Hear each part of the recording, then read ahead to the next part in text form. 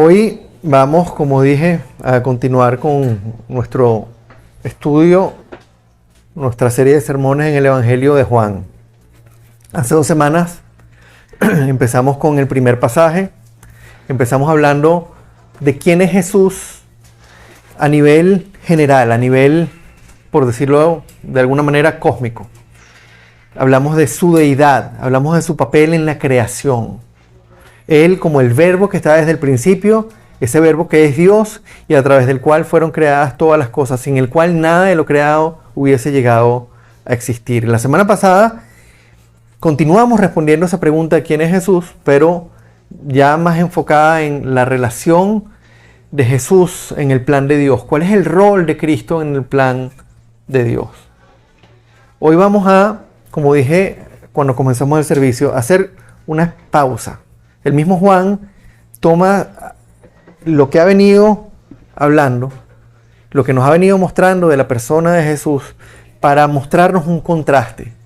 ¿Con quién? Con el primero de nosotros, con Juan el Bautista, con el primero que fue llamado a proclamar a la persona de Cristo. Ya no anunciar un Mesías que habría de venir, sino al Mesías que ya había venido. Y tomando en cuenta todo esto que hemos visto en las semanas anteriores, hoy vamos a responder o a comenzar a responder una pregunta, y es ¿quiénes somos nosotros como siervos? ¿Quiénes somos nosotros como cristianos? ¿Cuál es nuestro llamado a la luz de la grandeza, a la luz del poder, de la misericordia de nuestro Señor? En pocas palabras, lo que vamos a hacer es dar una mirada al ministerio de Juan, como nos lo presenta Juan el Evangelista, una mirada del Evangelio al ministerio de Juan el Bautista, como nos la presenta Juan el Evangelista, para tener una idea inicial, porque esto lo vamos a ir profundizando a lo largo de todo el Evangelio, pero para tener una idea inicial de cuál es la esencia de nuestro ministerio como cristianos, de nuestro rol en el plan de Dios. A partir de la próxima semana vamos a continuar ya con digamos que con una sección nueva del Evangelio en la que vemos el llamamiento de los primeros discípulos. Pero hoy vamos a enfocarnos en esta primera aproximación a cuál es la esencia de nuestro rol como cristianos. Vamos a leer el texto. Está en Juan capítulo 1, vamos a leer los versos 19 al 34. Si los tienen por ahí, sigan la lectura, si no, presten atención a la lectura. La palabra dice así: este es el testimonio de Juan, cuando los judíos de Jerusalén enviaron sacerdotes y levitas a preguntarle quién era. No se negó a declararlo, sino que confesó con franqueza: yo no soy el Cristo. ¿Quién eres entonces?, le preguntaron. ¿Acaso eres Elías? No lo soy. ¿Eres el profeta? No lo soy. Entonces, ¿quién eres? Tenemos que llevar una respuesta a los que nos enviaron. ¿Cómo te ves a ti mismo? Yo soy la voz que grita en el desierto: enderecen el camino del Señor, respondió Juan, con las palabras del profeta Isaías. Algunos que habían sido enviados por los fariseos lo interrogaron: pues si no eres el Cristo, ni Elías, ni el profeta, ¿por qué bautizas? Yo bautizo con agua, pero entre ustedes hay alguien a quien no conocen y que viene después de mí, al cual yo no soy digno ni siquiera de desatar la correa de las sandalias. Todo esto sucedió en Betania, al otro lado del río Jordán, donde Juan estaba bautizando. Al día siguiente, Juan vio a Jesús que se acercaba a él y dijo: aquí tienen el Cordero de Dios que quita el pecado del mundo.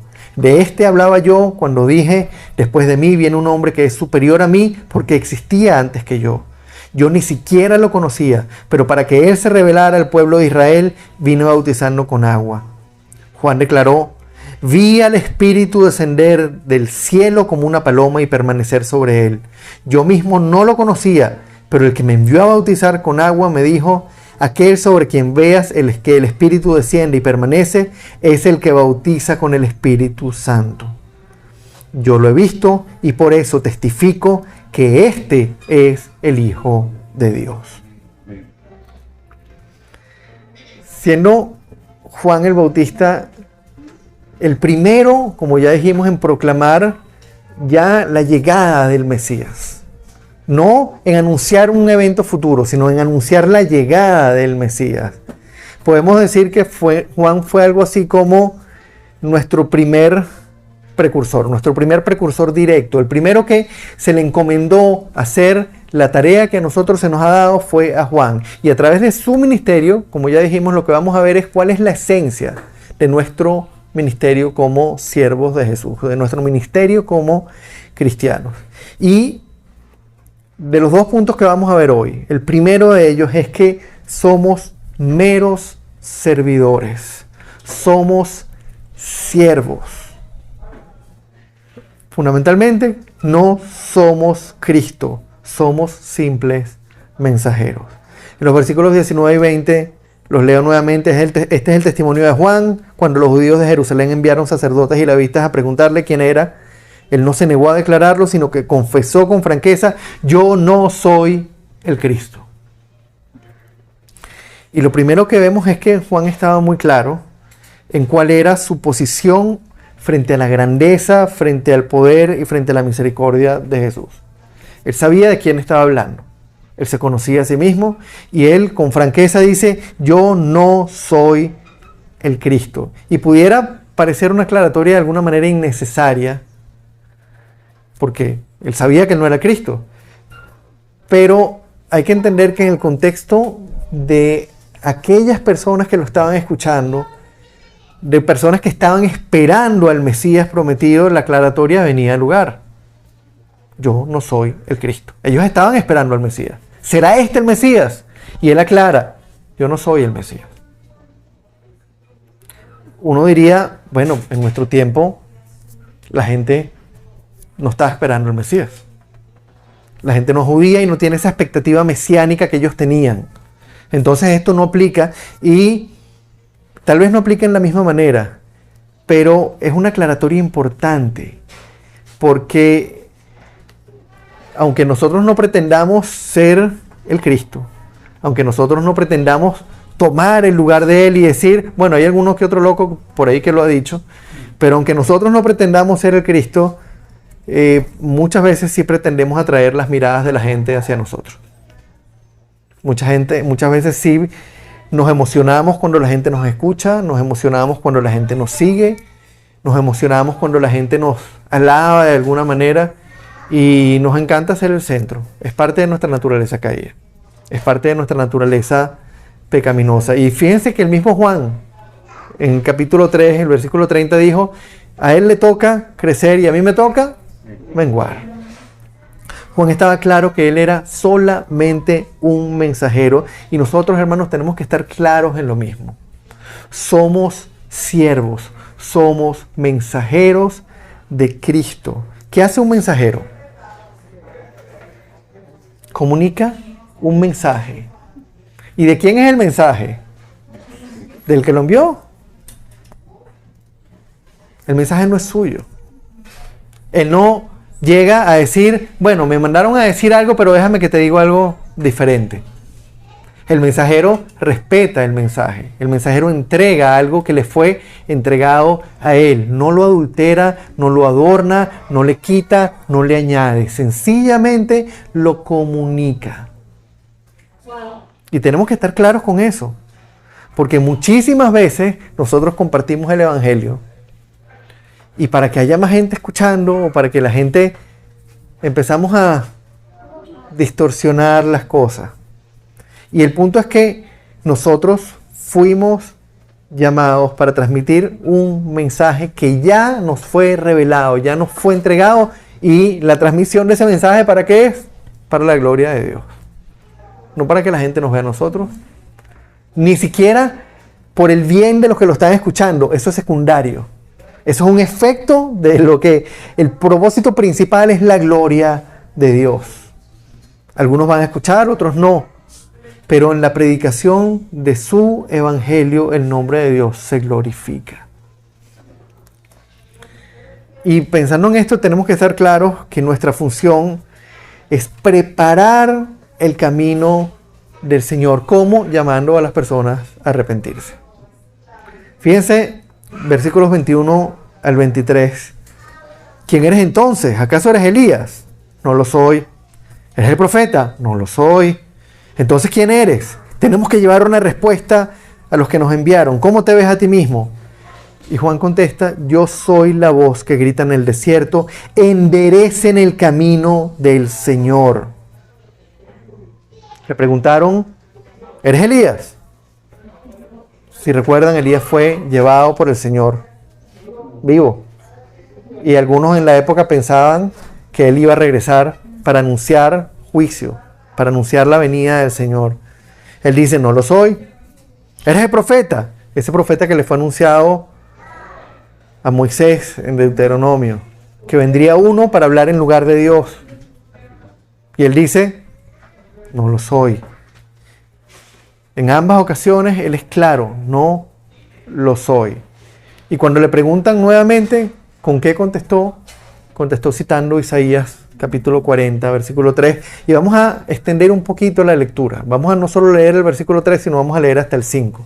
Fíjense cómo dice. Isaías 40, del 3 al 5. Una voz proclama, preparen en el desierto un camino para el Señor, enderecen en la estepa un sendero para nuestro Dios, que se levanten todos los valles y se allanen todos los montes y colinas, que el terreno escabroso se nivele y se alicen las quebradas. Entonces se revelará la gloria del Señor y la verá toda la humanidad. También qué belleza de pasaje. Allanen el camino del Señor, enderecen el camino del Señor. ¿Para qué? Para que la gloria del Señor se revele y la vea toda la humanidad. Hermanos, el mensaje que Juan fue enviado a proclamar no era un mensaje de motivación. No era un mensaje para que la gente saliera contenta cuando lo iba a escuchar.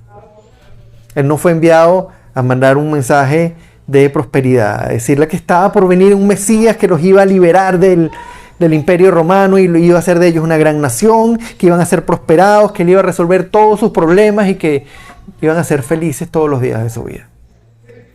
Ese no fue el mensaje que fue enviado Juan el Bautista a proclamar. Su mensaje fue, enderecen el camino del Señor. Y cuando vemos ese mismo mensaje en otros evangelios, por ejemplo en Mateo 3, versículo 2, arrepiéntanse porque el reino de los cielos está cerca. El llamado que hacía Juan el Bautista era arrepiéntense. Y se dan cuenta, hermanos, de cuán diferente es ese mensaje a lo que hoy en día se predica en la mayoría de las iglesias, en la mayoría de los púlpitos. ¿Qué se está predicando hoy? Dios tiene un plan maravilloso para tu vida, Dios te va a prosperar, Dios te va a sanar, Dios te va a cubrir de bendiciones porque tú eres hijo del rey, tú eres un príncipe y tú tienes derecho a todo. Y se predica un evangelio que poco tiene que ver con lo que la Biblia nos habla sobre lo que Cristo vino a hacer. Hoy le hablamos a la gente de los planes maravillosos. ¿Por qué? Porque ese mensaje es el que la gente quiere escuchar. Ese es el mensaje que la gente quiere oír y ese mensaje atrae gente y llena iglesias. Hermanos, como cristianos somos mensajeros. Y nuestro mensaje es un mensaje que debe llamar al arrepentimiento. Si nuestro mensaje no llama al arrepentimiento, entonces la clave fundamental, Cristo mismo comenzó diciendo, repitiendo las palabras de Juan el Bautista, arrepiéntanse porque el reino de los cielos está cerca.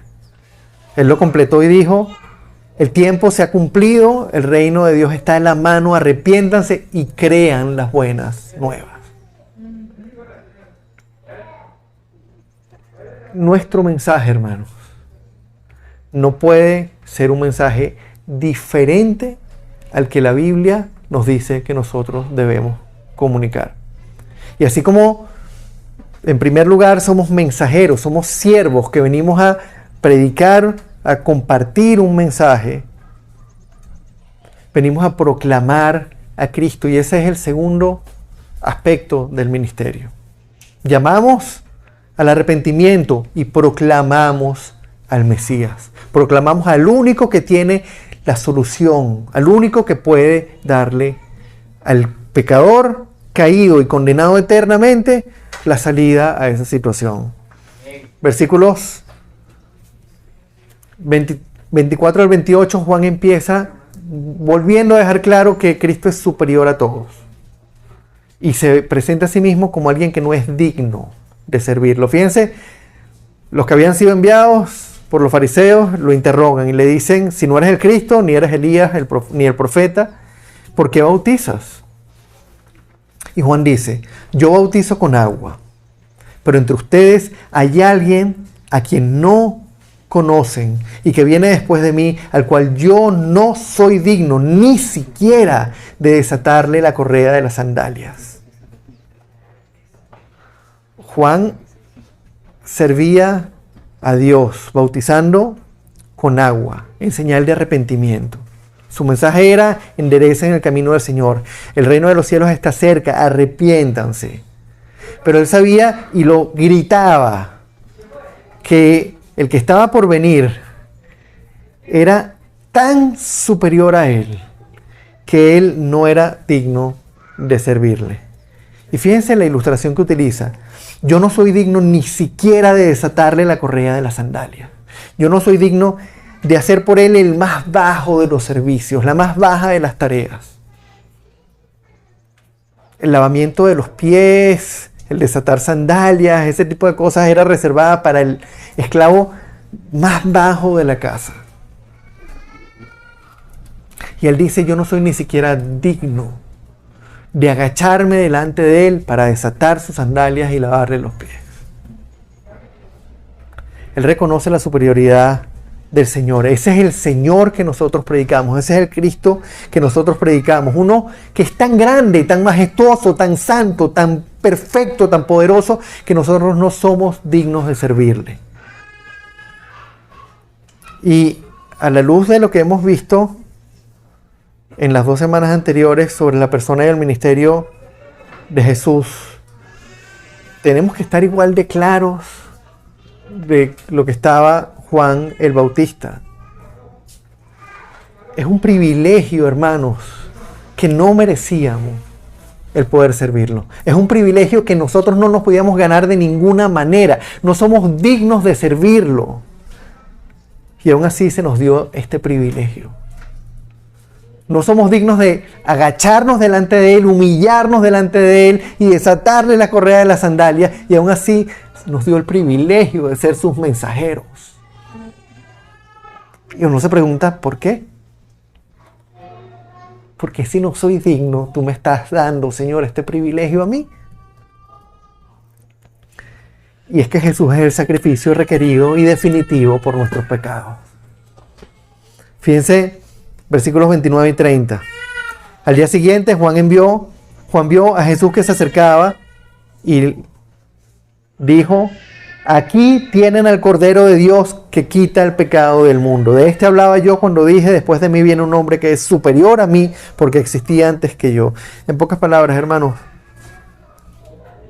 Jesús es el Cordero sin mancha del que habla la ley, que es sacrificado en la Pascua por el pecado del pueblo. Para nosotros esto puede sonar como una cosa ajena y extraña. El Cristo que nosotros proclamamos es la consumación definitiva del plan de Dios, que fue anunciado de múltiples maneras. Y una de las maneras en las que fue anunciado fue justamente con ese esquema de sacrificios, en el que el pueblo, año tras año, debía elegir un cordero sin mancha para sacrificarlo. Probablemente a nosotros no nos ha tocado sacrificar con nuestras manos un animal. En este caso, el mejor de nuestro rebaño. Cortarle el cuello, ver cómo su sangre se derrama, para que esa sangre sea rociada sea rociada por el sumo sacerdote encima del propiciatorio. Que ya hemos dicho, ese propiciatorio que cubría lo que estaba dentro del arca de la alianza, y que había allá dentro, entre otras cosas, las tablas de la ley. Toda una simbología tremenda de un cordero que no tiene nada que ver con los pecados del pueblo, siendo sacrificado por los pecados del otro, tomando el lugar del otro, recibiendo el castigo que el otro merecería. Somos nosotros los que merecíamos la ira, somos nosotros los que merecíamos el castigo, somos nosotros los que debimos haber sido crucificados, no Cristo.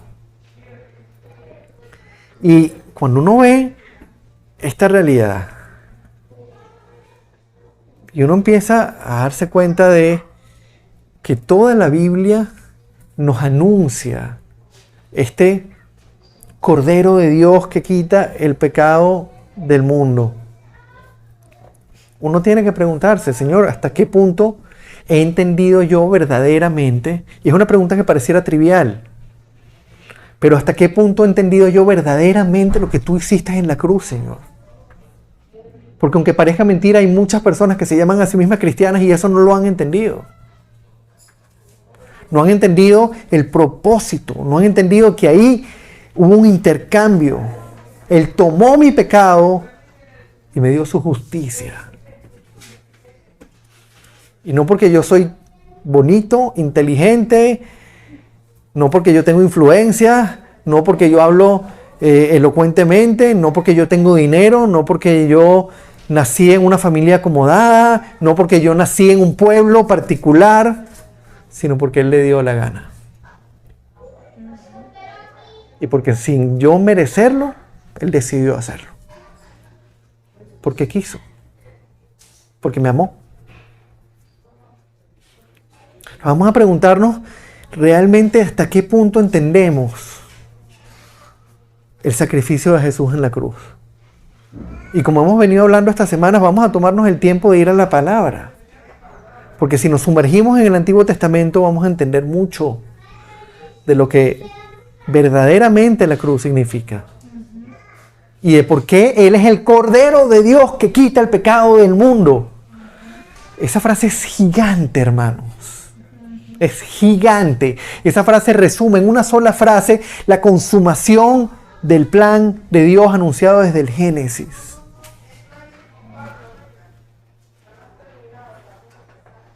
Y hay que estar claros. Es Él quien hace la obra en los hombres. Es Él quien convierte un pecador en una nueva criatura. Fíjense lo que dice el versículos 32 al 33. Yo ni siquiera lo conocía. Pero para que Él se revelara al pueblo de Israel, vine bautizando con agua.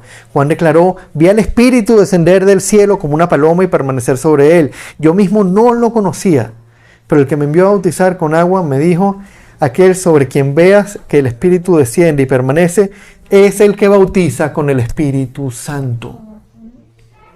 Permítame leer nuevamente esta última oración. Aquel sobre quien veas que el Espíritu desciende y permanece es el que bautiza con el Espíritu Santo. Hermanos, el que cumple la promesa del nuevo pacto hecho a través de Jeremías y Ezequiel. Les daré un nuevo corazón y un nuevo espíritu. Haré lo que ustedes no pueden hacer. El que cumple eso es Jesús. Juan bautizaba con agua, en señal de arrepentimiento. Pero ¿cómo salía la gente después de bautizarse con esa agua mojada? ¿Ya?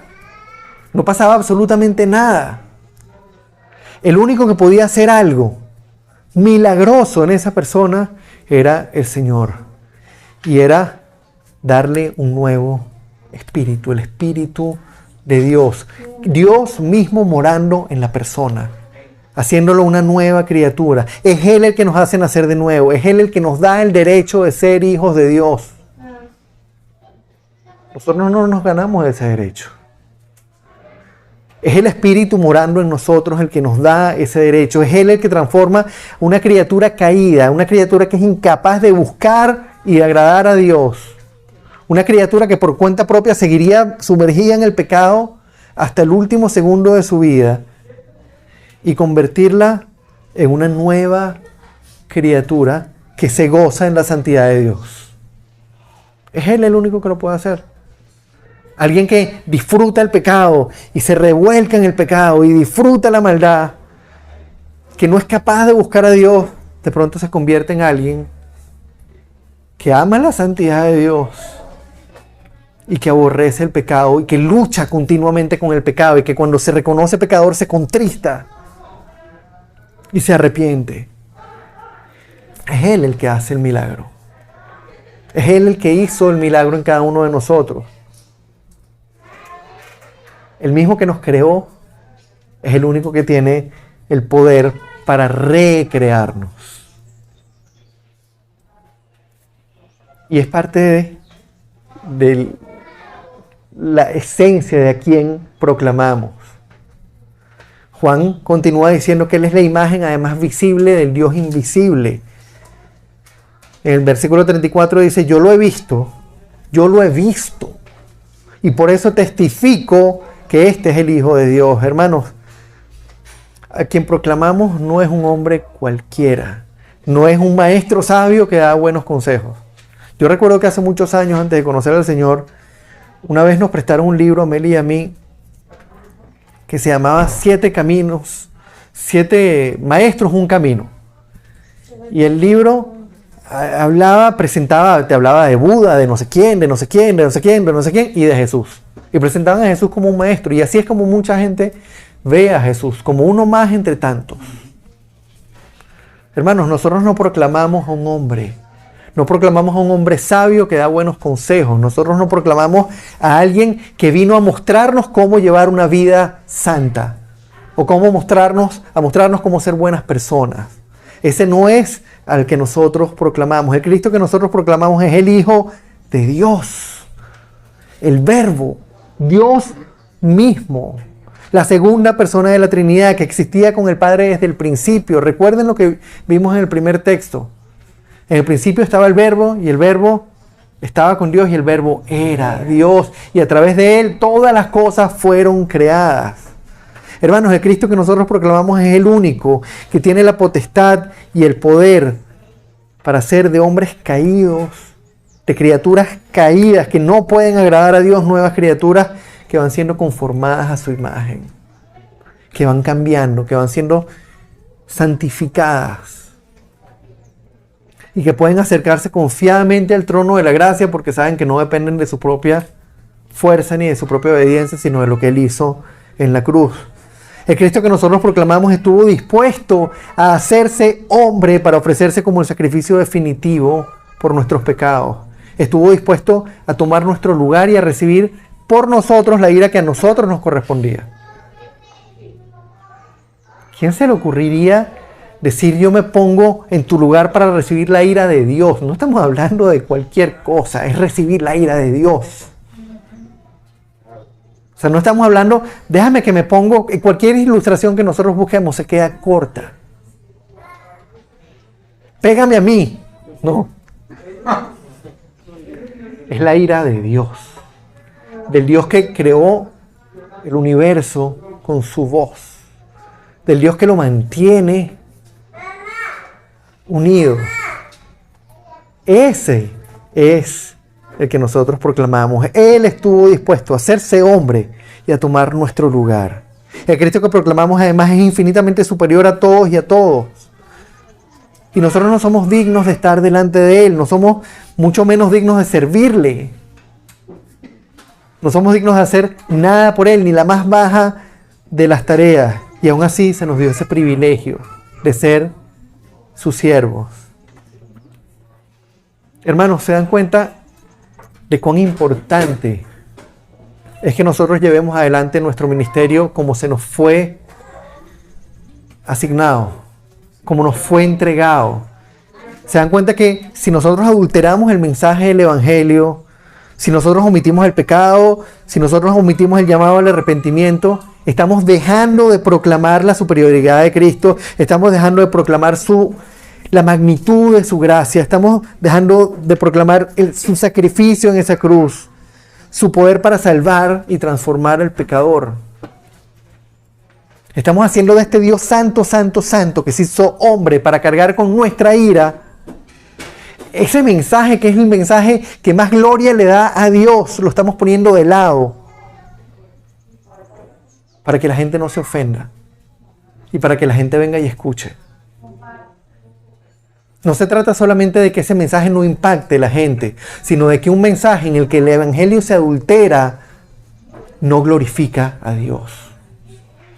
Y eso es mucho peor que el hecho de que la gente no vaya a ser impactada, no vaya a ser confrontada con el pecado. Lo peor que nos puede pasar a nosotros es que nosotros dejemos de darle la gloria a Dios. Se dan cuenta de que cada vez que diluimos ese mensaje, lo hacemos agradable a las personas que están escuchando, le quitamos la gloria al que nos dio salvación. Y en última instancia, cuestionamos hasta la veracidad de Jesús, cuestionamos hasta la identidad de Cristo. Porque le hablamos a la gente de un Cristo diferente.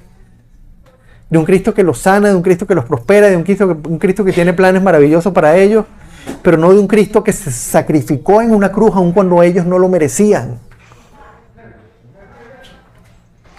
Hermanos, la belleza del Evangelio, la infinita belleza del Evangelio está en el amor que Dios mostró al sacrificar a su Hijo unigénito para salvar a un grupo de personas que lo aborrecían a Él y que no merecían ser salvadas. La belleza del Evangelio está en lo que pasó en la cruz, que nos muestra la magnitud del amor de Dios, que estuvo dispuesto a hacer lo que hizo. Y tenemos que recordar ese mensaje siempre: enderecen el camino del Señor, el reino de los cielos está cerca, arrepiéntanse, crean en el Cordero de Dios que quita el pecado del mundo. Cuando quitamos eso del mensaje, le robamos la esencia a nuestro ministerio cristiano. Vamos a darle la gloria a Jesús como Él se la merece. Vamos a proclamar el mensaje como es debido. Vamos a conocer cada día más ese mensaje a través de nuestro estudio de las Escrituras, de nuestra oración continua. ¿Es fácil? No. ¿Tenemos distracciones? Bastantes. ¿Qué nos pasa cada vez que abrimos la Biblia? Nos da palo a nosotros primero. Es parte de. Pero para conocerlo, no debemos sencillamente tener conocimiento. Para conocerlo debemos ver su santidad, debemos ver nuestro pecado y disfrutar de su gracia. Y ese es el mensaje que estamos llamados a proclamar. Vamos a regocijarnos en ese regalo inmerecido, ese regalo enorme que recibimos a través de la cruz. Vamos a poner todo nuestro empeño para menguar, para que, Señor, no sean nuestros planes, que sean los tuyos. No es fácil. Duele, sí. Pero lo que creemos que es pérdida porque estamos renunciando a lo que nosotros queremos es ganancia. Y es una ganancia tremenda. Cristo mismo lo dijo: el que quiera ganar su vida la perderá, pero el que la pierda la ganará. Es ganancia. Es ganancia, hermanos. Estamos aquí por lo que Él hizo, por lo que Él estuvo dispuesto a hacer a pesar de lo que nosotros éramos y de lo que nosotros seguimos siendo. Porque si bien recibimos su justicia, aún estamos en proceso. Y seguimos faltándole. Y seguimos insultándolo. Y seguimos manchando su nombre. Y aún no somos dignos ni siquiera de desatar las correas de sus sandalias, pero aún así podemos estar aquí delante de su presencia. Vamos a orar y vamos a darle las gracias al Señor. Vamos a pedirle que nos dé la fortaleza cada día, la sabiduría, la entereza, el deseo de proclamar su mensaje y ser esos siervos que Él quiere que nosotros seamos. Vamos a orar. Señor, te damos el honor, te damos la gloria. Porque, Señor, si estamos aquí, no es porque somos dignos. Si estamos aquí, no es porque lo merecemos. Si estamos aquí, no es porque hicimos algo para ganarlo.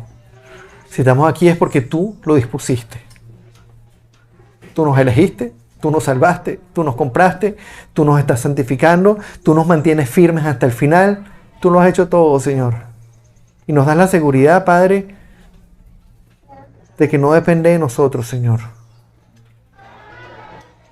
Y sí nos pides y nos llamas a la obediencia para tu gloria. Hoy queremos, Señor, pedirte que nos des la fortaleza. Así como oró la iglesia primitiva, Señor, cuando empezó la persecución, y les prohibieron hablar en el nombre de Jesús. Y ellos oraron unánimes, diciendo: Señor, concédenos, danos la fuerza, danos la valentía para salir y seguir predicando. Ellos no pidieron que se acabaran los problemas, ellos no pidieron que se acabara la persecución. Ellos no variaron el mensaje para que los judíos de la época no se alteraran y no los persiguieran. Señor, que para nosotros sea siempre un privilegio compartir tu evangelio. Que para nosotros sea siempre un placer, Señor, servirte. Que para nosotros sea siempre, Señor, una realidad presente, que no somos dignos y que aún así podemos hacerlo porque a ti te plació. Que para nosotros siempre sea una realidad, Señor, el precio que tú pagaste. Y que no se nos ocurra, Señor, adulterar el mensaje, suavizarlo, cambiarlo para que sea agradable al no creyente. Que entendamos siempre, Señor, que cada vez que nosotros tomemos ese mensaje y lo variemos, vamos a estarte robando la gloria a ti. Te damos el honor, te damos las gracias, te bendecimos, Señor, por este día. Te bendecimos por llamarnos, te bendecimos por permitirnos estar delante de ti. Y ahora nos preparamos, Señor, para recibir la Santa Cena, para sentarnos en la mesa contigo, Señor. Te damos las gracias porque lo podemos hacer. Te damos las gracias porque lo que vamos a recordar hoy, Señor, es lo más importante que ha ocurrido en la historia de la humanidad. Te bendecimos y te adoramos en el nombre de Cristo.